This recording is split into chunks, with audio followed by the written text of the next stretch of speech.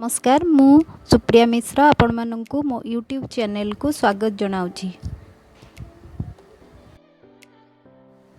आज मु आपण माननकु चाउल और नडिया बटारे प्रस्तुत अटकाली शिखेबाकू जाउछि।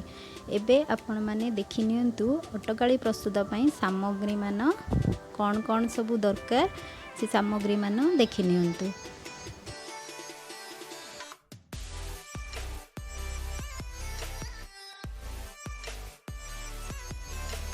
चाउल गोटे कप,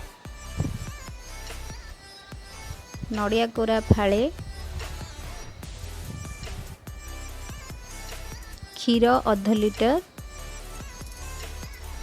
तेजपत्र 4-5टी, गुजराती को 5-6टी गुजराती को आमे गुंड करिकरी नबा। तापरे चीनी गोटे कप, लुण स्वाद अनुसार।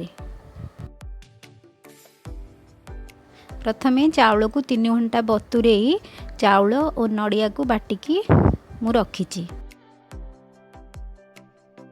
पानी फुटिबा परे ता देहरे तेजपत्र पकेई से चाउल नडिया रे प्रस्तुत बटा को मु सेथरे पकेई घांटुची। हाथ जम्मा बंद करिवेनी कारण से डेक्ची रे लागी जिवो, तेनु बहलिया हैला जाई आमे सेई बटा को से पानी रे सेमती घांटुथिबा। एबे आमे सेथरे लुण पकेइबा, तापरे क्षीर पकेइकरी सेमती घांटुथिबा।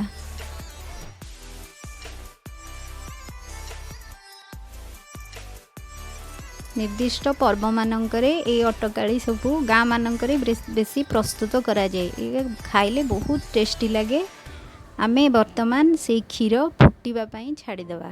क्षीर फुटिला परे आमे सेथरे चीनी पकेइबा। चीनी पकेई फुटिला परे गुजराती गुंड पकेई आमे गैस बंद करी ताको काढिबा।